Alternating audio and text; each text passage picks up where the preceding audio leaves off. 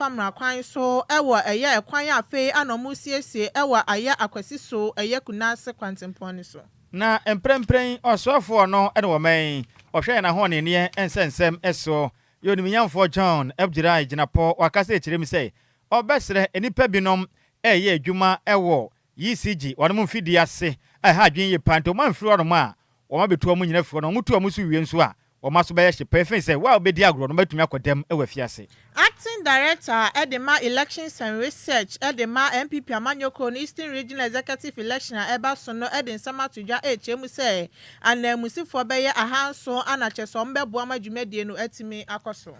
Sama no pina na ka wanyese onkonwa bese mo say awia prem to be kase wo die ro ha nsia echiripo enkron kasa fidie so na yeka mo say fair group band asiasene na yeka fair group band na wonom eye dwumaku a ye wa live band edidi dwuma ti dwumadie bi a wodi a ebeye nhyamu dwumadie abehia nipa enwom wase de to nsa frɛ ne mesom sompa kwansom ebi ana wo ye wedding eye na wo ye anase wudi wa woda birthday party bi na wudi anam wo graduation no fa beda ye ne yensom sompa kwanso kram ene wachi ebi ana nsore church programs no momfa meda ye wo to bedin dwumadie ahodo bi a wo behia nwom wase no fa beda ye fair group band ye ba ye beto ye bo wase ne asom sompa kwansom na ya bo nso da form pass na nanom enantem na de ntia yen ene sefata se besom wo no enie ye wo quality sound yemfide ne ye papa sound ne ba kama pa base ne yi ne ho na tuta no so ayi ne ho kama pam ye san so wo eye professional instrumentalist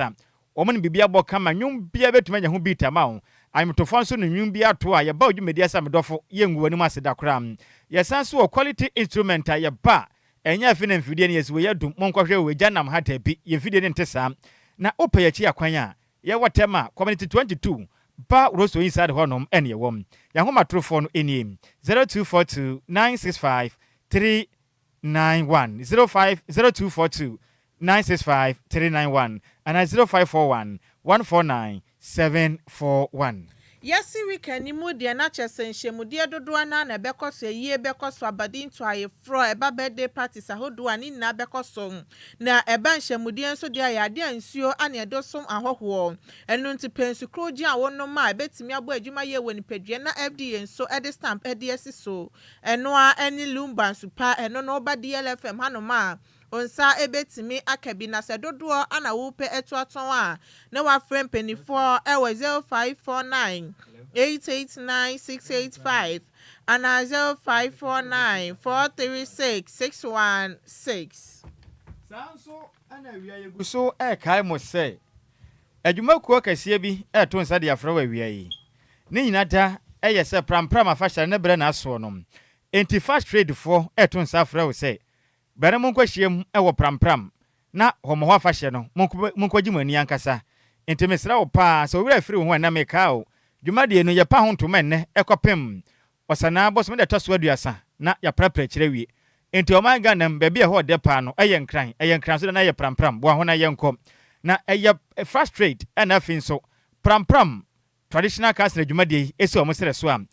ya to din say First Trade Cultural and Food Festival Pram ehobe de Blutam ye pa ho ntoma na ewiam echina ye be modern ade nwom papa bi asisi so ama na ya dan afade de music and cultural display there tasom yensa ene ye nan ehobe de Blutam ye beje mre a kire nsan dwuma pia kapre wuntua bi ekura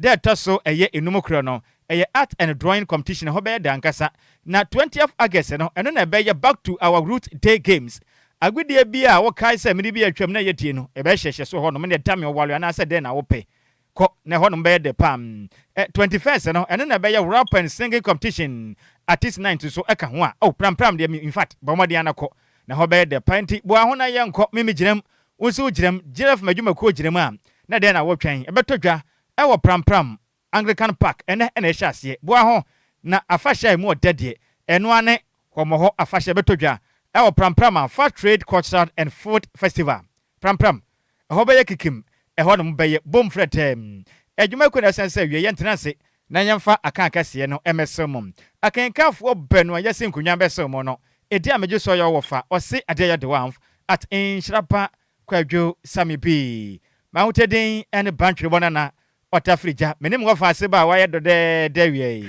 Adjoa Agyei Sikapa. Ya da ya ho ya ba ya de kase bo no entiri mu ankasa besomo nansa na no me wa fa se rose gold wo si di ye kase bo no eye de bad dia wadama eba na nsempatie amamu nsem DL kase bo de hinta nyina aha ne pa hontama DLFM 106.9 kase bo no nie aha ne nyina yetie DL News.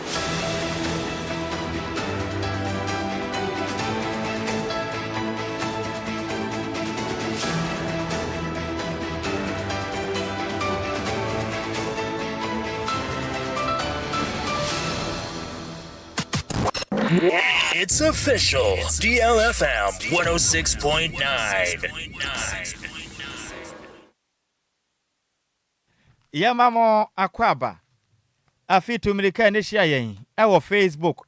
and afi YouTube ne yemfa kasebo no enchiri mankasa enso amu ya sha kasebo na se e de frɛ my Ghana ye post sahene mekire Inspector General of Police Mr. Christian Tete Yohono odensam atodwa echiri mam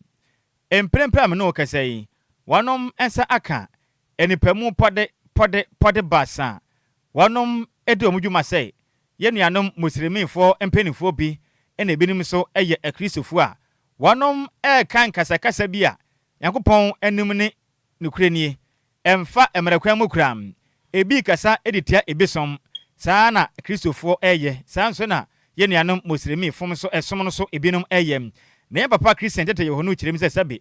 o ma Ghana yatimu no ewo mra enti yentumi tena o manyimu ema obi mfa ne pe enya kasantwi emfa ntia obi som ema enkofa ochambom emfa o ma manyimu ema Ghana manyimu mongu ya pempem ene de wontena se se wono oye o man Ghana posi sahini de tofia kwa empere o man enti ne panum pada basa yenuanom muslimifo mpanifo bi ka ho ana afi nso akristofo bi nim so eka ho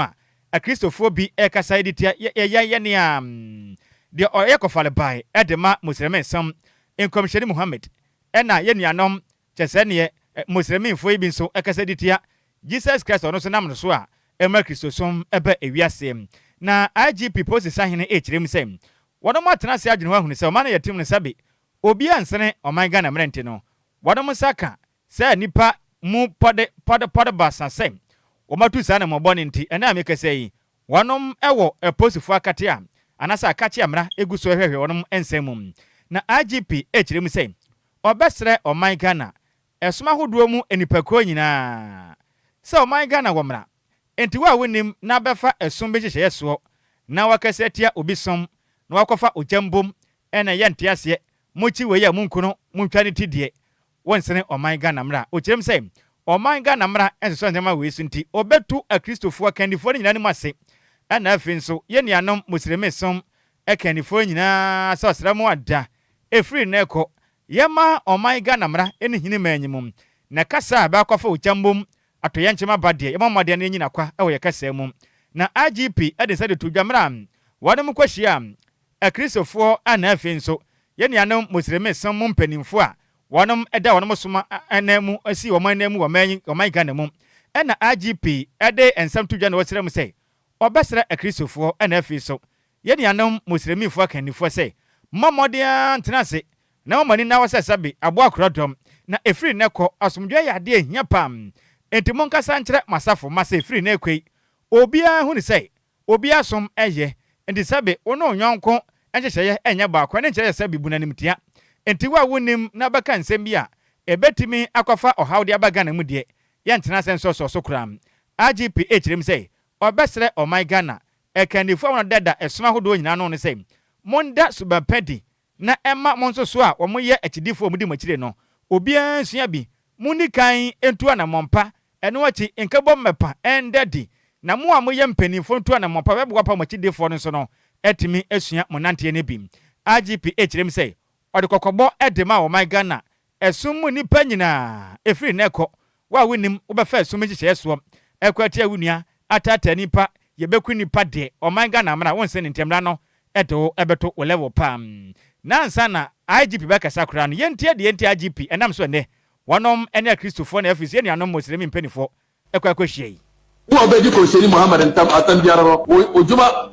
ya chi wa yanku enti wa no wallahi okunu a wa ye boni e betuma ka se police phone be chimi wo ai wallahi tallahi okunu o be ko aljanna o se mi si wallahi tallahi okunu a o be ko aljanna na fa se abada chi watum onya na okunu ese wadi ko sheni Muhammad atam Islam sum shishaya nyame ashato no obe biara wo be di ko sheni Muhammad atam bia munya na abunkunu mun charity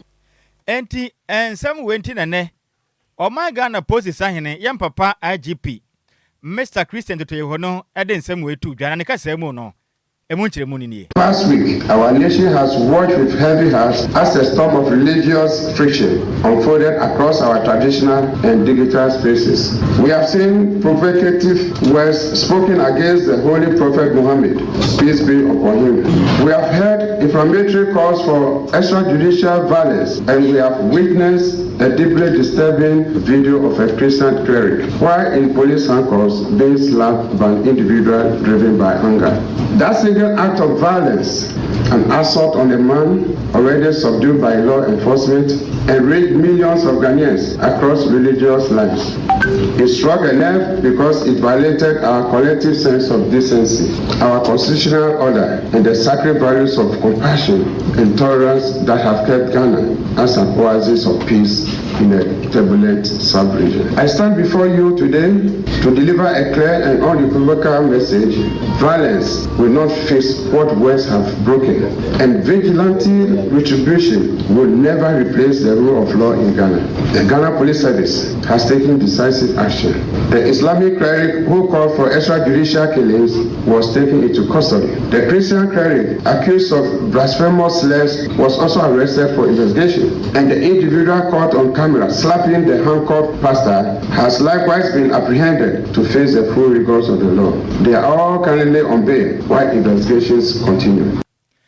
Any awuti ye ayo maikana ye post sahine ne din ade Mr. Christian Tete Yehono ana wo chirichirim tiene osofo ba ko yen komisheni owa polisifu akache chanso na imam ba ko so wa polisifu akache a emprempren ye nuanom musliminfo esum mu pani ba ko so wakwakoyi asotro awa polisifu atena ye wo mra wakopan komisheni asum sei wanya lucky sanka ono wogina mu pa no kopie mu ozongwa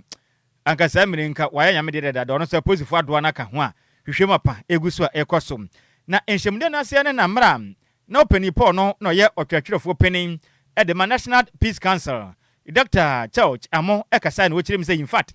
enema bi koso o manyi a ha dwen o man Ghana ye kabi na mka bia memwo na de sum o manyi edisabe se obi ene wosom hyehye anya ba ko a eno nkire se wo tamfo na ma ya timi nipa pi na de o mo pe na ye de o mo pe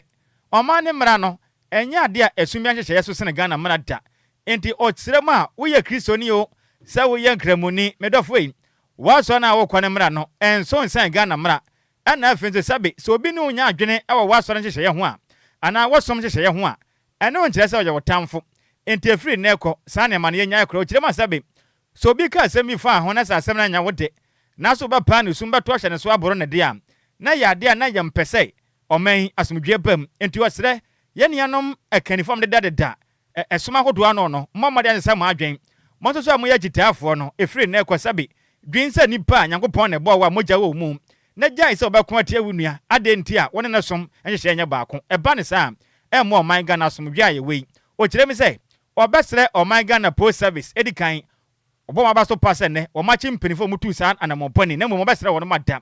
ade we nya de to betwa na nya nna ne de twa to bi besi ebekọ so asi na mom wo ma moden se o ma yire o mutaduam den na ko bese da bia de bi besi no wo betume de mra ayi adwuma nipa bi asabi obedi nsem huno no o ma ne mra efa na to level won fa ho so yo Christian na se wo ye enkramoni. There's no way we can use violence to answer a violent conduct. We cannot. It has never succeeded in using a violent conduct to respond to violence that somebody, did to you or your group. But the fact is that there is no way. Anybody who has studied social science, sociology, will tell you these things will come. I think let us be brutal. It will come. From time to time, we are going to observe deviant behavior. It is part of the growth of societies. Let us acknowledge that. But the beauty of any growing democracy is how it is able to rise up in times of that situation. So it will come. So my senior, the president boy, it will come. But we will manage it. I think the state must show the capacity to manage things like that. And that is exactly what I think our IG and his team, they have demonstrated. So when they come,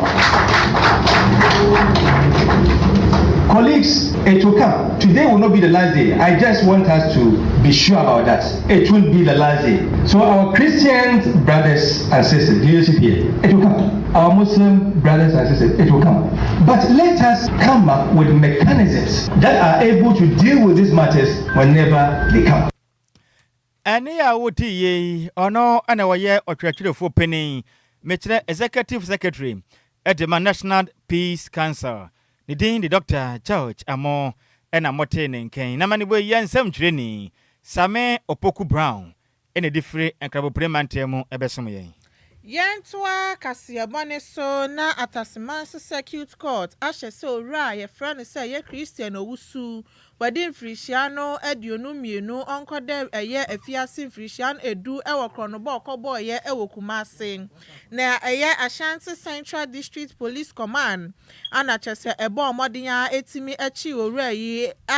and nefia de yos and abosum need their tosu a year do 9 court Asha se uncle de fiase. Ewa bro munya report a yekita and sabosum need their tosu a year edionu bako. Na ye statement omudi betu ja and nefia da a yos and abosum need their tosu a year do 9. Hrema a ya baba webi ebe ye report hrema wanam a ye konkromase a ye krom honum a ye kitam sabosum ne de toso aduonu bako awia be ye dumienu abapa husima na aduonu bako ana chese owura yi eto hye ne so a ye handbag ekita no ni sika ni phones a ye niam ahudo hyemu ni nanu omotimi age handbag no edidwane yen Yano nam so ma police fo so etimi eye hwehwemu eno nam so ma omokoche eye Christian Owusu eye osana abosom ne de toso eye enan edi ni kogina asem dibia eno eye ataseman so eye circuit court eye osana abosom ne de toso enso ani port na adwemu ema asem ne court so eye his lordship Mr. Kweku Bafrimpon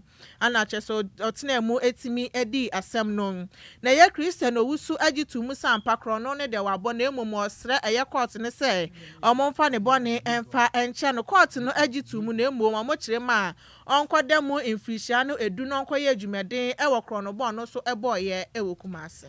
Yantoa kasebo no so ne yemonwura mu ewo adesua ensensem emum na Ghana mampeni John Dramani Mahama odensam atudwa echiremu sei nani abere pa sa abo akrodom na watena se ednani edi o my Ghana ehumasua chi a pempenso yadure so man ne du ba bia na abanya ba na aban ko na aban bi ba na oba be si school dan bia na se wanwie na aban ne free tumi free na aban sa na akanwuram wase yemfa ntu Ghana fu anim se ne yi broke schools ahoto a ewo omanga na munyina ne akanwuram no na aban ya abai oba be boa pam na watumi ase ne nyina wie se be ya oman Ghana yadesua sense be konka ne ya mofre ne obekwa de sede mabwa pese sasa bi diela wadwumadie no wombetu de apapatenem na adesua konkane ede ama oman na Ghana mampeni asanso akase kirem sei nani abere pa no besanso asisi eye senior high schools no eye community senior high no obebesisi bi pam pode aduasa 30 new facilities ewo man Ghana munyina na aboa sebe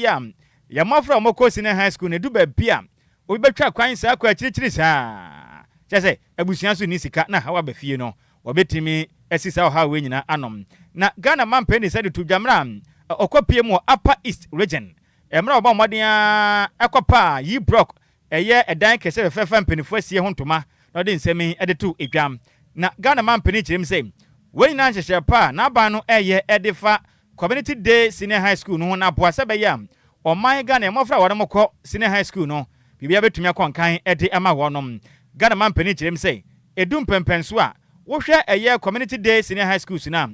de ntia mpenifo de ba ne nyina ne sei wonom pese omoboa na abatan a omo botom hyeda ni bie ne computer ne ba kɔto tamale na ebia na enipa ne wɔnkranya ne ho bɛkyere no no ama ne ba na kɔ school no baabi ɔwɔ na wei ɔnha ne ho mfo ka akora kuro mu ha na wanante akɔ ɛne tina ba ne hye pa wei ɛde ba yɛ kyerɛ me sɛ mmɛm ya hodo pia nipa bɔ apeso ne ho no mbesi adan na boa ma yɛ school sɛm no ne ma kɔnkan ɛde ama ɔman Ghana man peni kyerɛ me sɛ yɛmfa ntom anim mmɛm hodo a school dan pii o masia o mantoa so na aka nwura mu no obesia mo man Ghana adusuan sɛnsɛn ma kɔnkan ɛde ama ɔman of 30 of the abandoned e-blocks. As we said in 2024, any project into which government has sunk money already, if you don't finish it, it is a waste of the taxpayers' money. And so we're going to finish the e-blocks that we started in batches. And so this year we made allocation for the completion of 30 of them. And this school is one of them. We finished it. The children were using part of the facility in very, very terrible conditions. Today they have a very beautiful brand new school which will improve the learning and outcomes. So I've asked the GET Fund to fast track the furniture and all the equipment that they need so that the school can start in earnest.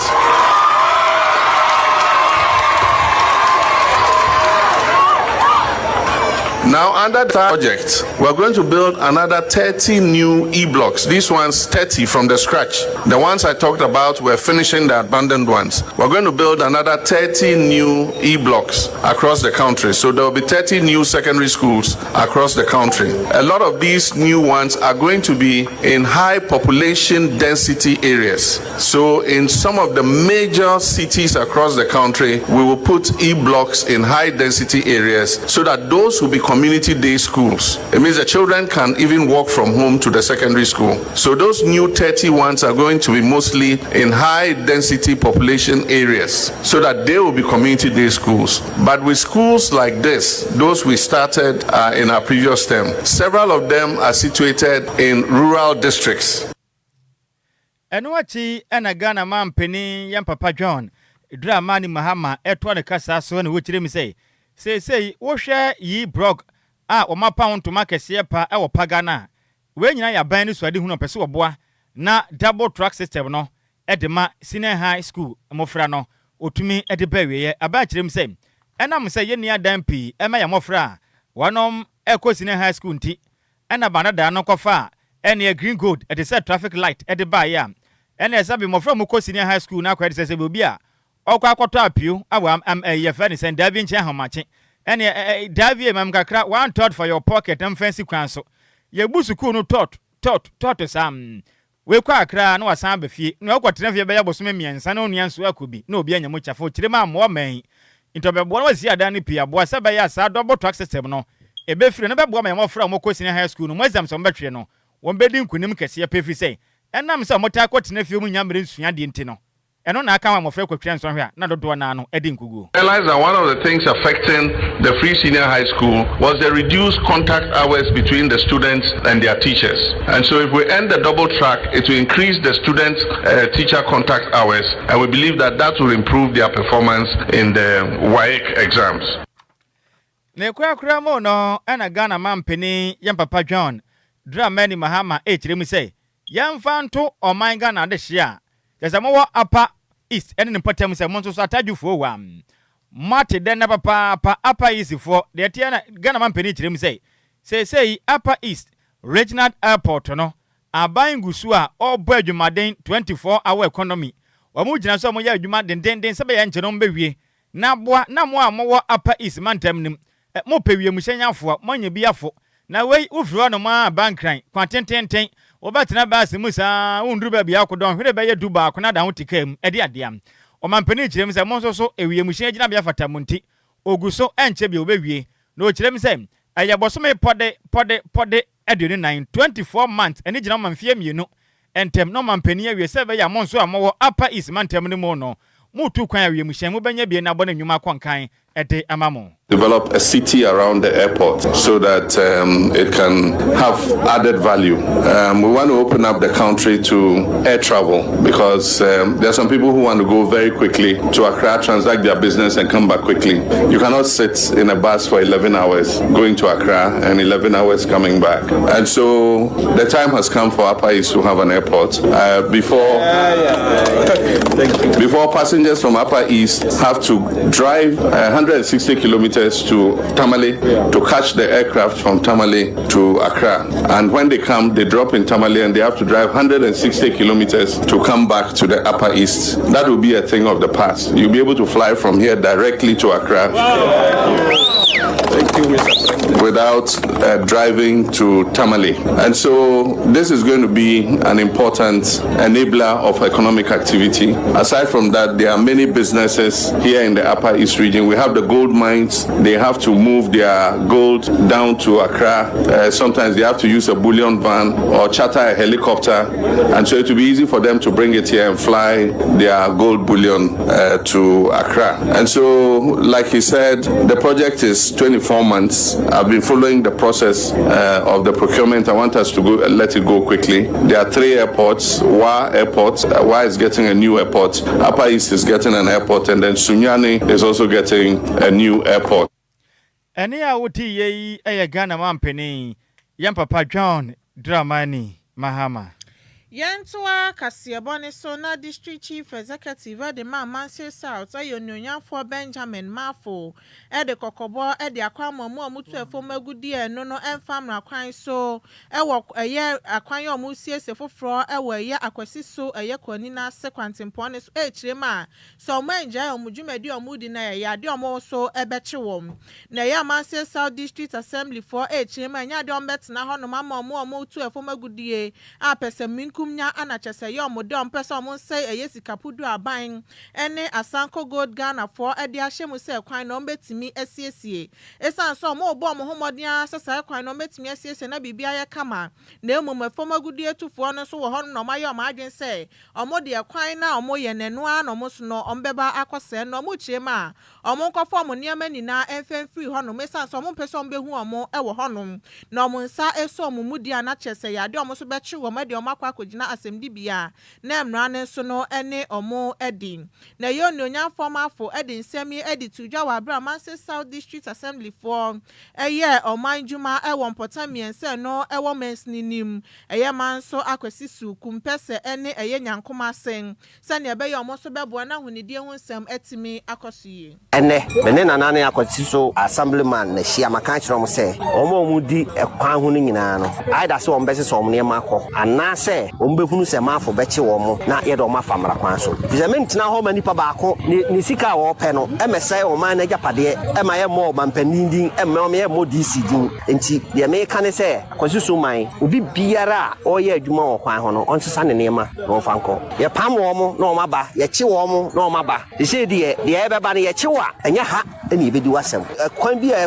fa so no because e wuntumi akodi forest na se ya che ne de a it means say o mampanin obi bia obeye asodin dia no obeche no timi so no ye DC no wa ha no mehwe se ekwan no hu nyina no obi afiri ho se de be ya ekwan no enso betini acha man pacho untumi oyo obi nana enso okọ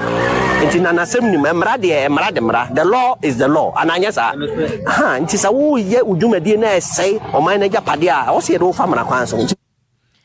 Enia uti ye district chief executive at the Manchester South Union for Benjamin Mafo eno echi ano hene ele mama so akwesiso nana kwa chijima ebo assembly na baso so mo so etimi aheso manjuma betimi akoso na esiesie nso na etimi akoso ewo mens ninim no san so edo mase so mo de dasbi na de abre mpotemofo na no so beboa ama hunidie hunsem so no etimi akoso ye nti no ma assembly na rehemu se nana no mahemfo so bebo mo modern se dasbi so mo de aba na nya de a omanfo no ebese no ye futu na mde ma me na na a o mu akosusu ko bi e mo so ko pɛ na ko ache di papa de ya ana wo pɛ akosusu ko yi di ya obi a fi ano o fi kwa na kwa na edwuma na ye no e na successful na me kan se wo di ba kra mo buso se sabi ye chiwa mo be ka che na se na namra me tabi atem ni ma tie na se this year ne asanko mansa da mo ba ya mamia me ma kwa mo bi anya ne ense no nti ande me ka che wo ni ba wo a be che wo ona bu disi se wo mo ba tu sa na mo one fi wo ye che wa emfami ha nti a me da na se ne se mfie nwotwe abedi ba me hu sa de we bi but ye ne me hu bi na aseda na mo de ma no isa se we na aboa e ma kromo so ye den ete nti me hye no bo se we ye ode abre won kom na biom no yan kasa so be to bi aka ho ama na ye kra be hwe ama na doso ene me committee ni masam ne be hia na de mra wo se ye de ba na yetimi bo ade no ho ban na ya sa eni a wuti ye eyo hene de mama so akwesi so eye nana kwa chijima na ne krakra mu ana assembly member de ma akwesi so electoral area eyo nyonya for Steven Isia Kesen ebo assembly number so matimi ayo manjuma ewo eye mensni nim ahwe sense esi so ebetimi akoso na ofa akwanya ne so enso esra ban sanso na Shanti regional minister nyonya for Dr. Frank Amwakohinen so mo nso nka ne ahon sensem ekoso won potem honum no betimi aye ede ama wo se ne yo ma beka akwasi so ho anase kumbese electoral ahona timi Ukraine kwazisa sonko e okromo hanumu na atonze problem was say amase south e was say lighting system oba kwazisa so say ekro ni nyina da summa enam transformant light edu ente be ye sra ban no ene regional minister say omuma meboye na akwazisa so nka ni asem no entimi enyina ema electoral area no yeguso ayi tu ho anamon enum say eblepem no aban no beba be ye mboa aban no ye obi a wose ade yo enti energy minister ene omo keka ho omo ensa omo akwasi so be nya nkania na ayi stable lighting system omo ameboa yen so far yen community center no I don't say ya edu ya be kanu say lentil ya ba be flows enti emo na egusu say ya sre temamfo no say obi abekeka ne ho na omo so ya sre na etimi apaja community center na si ho eni a wuti ye assembly member edema akwasi so electoral area yononya for Steven Isia Kese na manibo ye nsem chuoni samofo ibuati na different santimantemu ebesomie yantoa kasebon so de nyina mo ewa nkrabopuremantem kopiemu ewotema ene ne potem na Minister for Energy and Green Transition Dr. John Abdullah Jinapo wakasa echirem sei enipa binom ye adwuma gidigidi ne wadre ewa Ghana Grid Company Limited Grid Company for wadam homa na se aje se hu pa o ma hwe ni yi a ko ma mesum aduru Ghana for entenemanim yada ma moye wada fam so na de ne ade a mo watema na Gridco empenifo homa se na mo gra to pre no obi amfiri ho na mo mfie ntese a maso be ya hyeburutam na onimnyamfo kirem sei ona agbaro homa de kopie mu na naja okwa nsra hwe no okoya ene atema chimota 161 kV transmission line no eno no eben ya Shaman Middle East na kwabrane akwafa chese de mfiri akosi ase ono no ne dimadi a wodie ni nyina ne sei weather for so na de na de ene chese nwumadie bi omude ne amase sei pon ba kompo de ho aka na ebu awia ne satofom sei tem ene yesuma beduru Ghana for nya de wakram Dr. Jinapo kirem sei ede adea sabi e betno man Ghana musa atena ha no masabi ye homa nyina nkane ne mkoblane ede ho akoye adwadibia wasere mpanimfo sei ne manimu yada wa wunim se wo ye adwuma ho do mo no wa ma bosom ba kontem firi ho no mu fi wo de fa ne ma nyina akọ odwugu baabai ne mom so mo hwa na wankwayi bosom ba kutwam na wono mankasa ba na mbeto se woni ma ne wo ho de mbefa ne ma ne kwa won se nka biu wo mode a wo hye ne ma mbeto no fofofo abondonkomi na mo de atuaka se be ye ka bi aba no mbepa prechi na omanyi nam kane akọ nkanen osafo kirem sei omanyi wamra na wo hwa LI 542 amended by omoya munsachiremu amasese no omokan se AI 1737 na hwese ema obi kwanse sabe enhoma nam wiem a eye yisigi fo homa no obi nkwankodi dwuma wase so pese wudi dwuma ben yisigi homa nam wiem a anase grikofo enhoma nam wiem a bomodin se wobetimi ate wo ho beye 15 meters ansana watuma de dwuma anase 20 kura lines ne beye 20 yese se wo kwa kire kura na wedi manya ne santi efri na ekọ mankọ na so no abeto me ho bi odi a bosom ba akuntem achi no Ube say yes, or my Ghana mutina no, a befrom pa. Poles any lines I carry Nyamankani and the Bamofie no, Kofobia Beshaha, or Mode Weldon, Weldon Adjoa, ama a hete pole no back home, ama pole no, ya and Shane and Yen in Tema, a beshifom so a bear fertile lines Nimina, until Memende, and now Cosiada, good Kofobia, now almost change your line on. A banner I how be a essence a man can yan engine, until we may swear or ma beshe pylons, not say lines, not say illegal activity no, ye mamma Busumi back home, yes, Ramuna, Mon Claim free her. The one claim free her, then yet they abide to me any Emra Quancho, any police, any Asoya for, any all the various stakeholders who undertake a massive exercise. I bet Clemina. Now, say, we don't feed you, Naya Befa, Nessia Befa, no Babefaco, or a Cacasia Obetia, went to Mentia, the back auction sign video, near the Trianeca. The best say, more lines, nothing in Ano, and more evacuating them, no matter more and central for no more. My Casa question, Mama ample time, ample coverage, send your bear, Ubia Betty. Any outi ye yourself for no man, or share one in ye and send SO, Metro Minister for Energy and Green Transition, Onimian for Dr. John Abdulai Jinapo. Yantwa Kasiabone Sona acting director at the My Elections and Research Emma MPP Amanyokono Eastern Regional Executive Election na Eba Sono David Pra at the Atuja Chemusa ne Musifo Beya Hanson no mobile Buama Jumedie no Etimi Akosuna ne Musifo na Yadi Amrashebejafo Dionu Miensa patrons Edu ana constituency executives Ahansiane Dionu Enson Sanso na council elders Edu regional executives Dunson and former executive members and so yamiensa Tescon members Dionu miensa no munina Kabomu ama musuju medie no etimi akoso na Eastern Regional PP executive election no ebekoso ochina memeng osanabo somni de toso dunum wonfimpi mienu ne aduonu sia imu pepa no asaman kese na Mr. Prasa so ekasa chemu se Dr. Alhaji Mahmoud Bawumia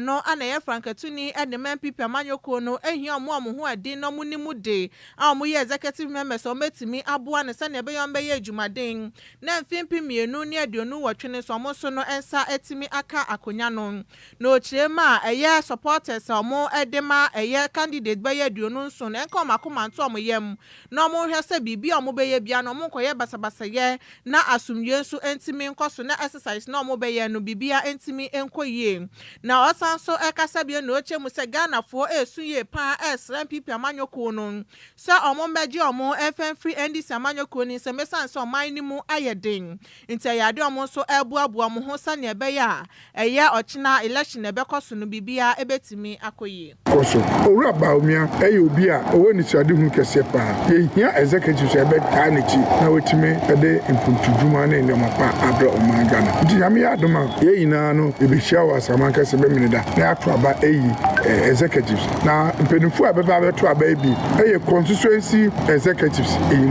both elected and appointed and your council of elders, your council of patrons, your founding members, your TESCOM, MPP Mebuno schools executives and your members of parliament your equipment team na nebishia as Americans usha na ne kaboma 715 as oha enson what edu enum na 750 nti eno na ebeshia ne ato aba na yeyi na ye de afutu ama party many na so bia enye ahobrase obia emfa basabasa ma na ne enkohia na enigesem ye nto aba ne yi executive na ye nkwa asore na nyame ase na ye starting for foot no on the ground to ensure say etimi ajoma na efi corrupt very thievery silly oriented John Mahama's government we hear chrono sema ekoso